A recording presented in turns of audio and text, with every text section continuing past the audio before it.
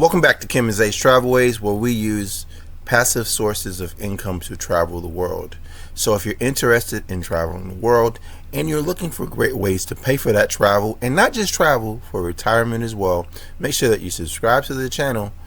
Share this with your friends who might also have those same dreams and aspirations.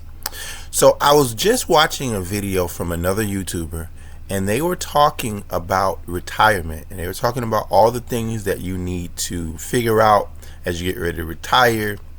You know, some people have growth portfolios, and inside of those growth portfolios, as you build it up, you have to kind of figure out what you want to take away. Is it going to be 4% you want to sell off?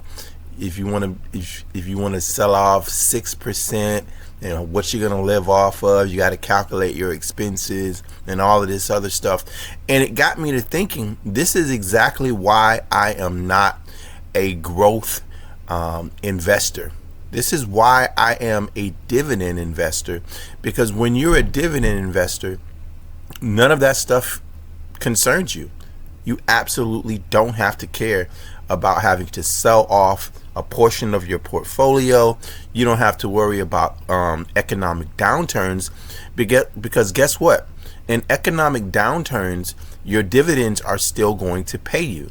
You're still going to get paid your dividends in economic downturns. Now, there will be situations where maybe the dividend gets cut a little bit, and for that situation, what you have to do is you have to have more dividends than you actually need. So let's say you're a family and you need to have $3,000 a month. My strategy is to have at least double what I need in my dividend portfolio. This way, if a dividend cut does happen, I'm still going to have more than what I need. But if a dividend cut does not happen, I'm going to have double what I need. So I'll be able to do whatever I want to.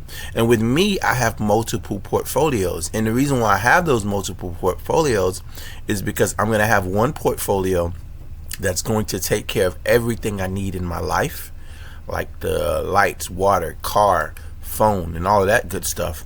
And then I have another portfolio that's going to be used for leisure. So when I get ready to go out, I want to go on a vacation, me and my wife, we go on dates and stuff like that, then that money is going to come specifically from that portfolio, and that'll basically be our budget.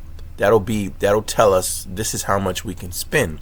And even in that, let's say I sit down and I say, okay, we want to spend give or take $700-800 a week or something like that. I'm going to build that portfolio to meet that need. I understand growth portfolios make sense. Inside of some of my portfolios, I do have growth. I have some SPLG, I have some VOO, and I have some Bitcoin. So I'm not completely knocking the growth portfolio. That's not what I intend to do. But I just think dividend portfolios, they're going to last you longer. During rough times, let's say the market is taking a crap, you're still going to get paid your dividends. You just have to make sure that inside of your dividend portfolio that you have built up enough dividends that if some dividends do take a cut, let's say you have JEPI, you have JEPQ, you want to make sure that you have enough of those to be able to withstand a small dividend cut, because it does happen. And inside some of these funds, they have puts, so that's even going to help you even more. And if you're a guy like me who's going to incorporate some options now, then you're gonna make money when the stock market goes up, and you're gonna make money when the stock market goes down. If you don't know how to do that, make sure that you subscribe to this channel, because I will show you how to do that so that you can make money no matter what the stock market is doing. So that's all I gotta say, man. I'm not a fan. I'm a fan of the growth mindset, but I'm more of a fan of the dividend mindset. And I know that your portfolio is going to grow more if you have some growth. So I do have some growth, but the vast majority of my portfolio is dividend, because I never have to touch it. It's a set it and forget it method. I set how much I want to go into those dividend portfolios, and I leave it alone.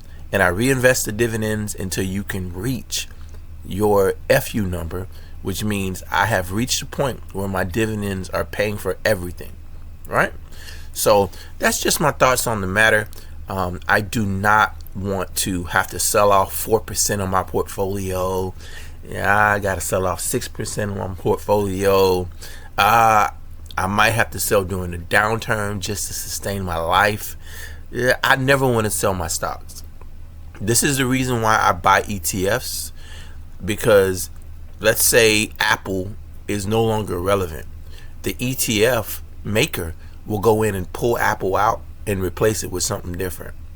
This is the reason why I don't really like picking single stocks, because of that purpose. But anyway, I'm getting a little long-winded with this video. Make sure you subscribe to the channel. You hear my wife in the background? I said a little. Anyway, I'm out of here. Peace.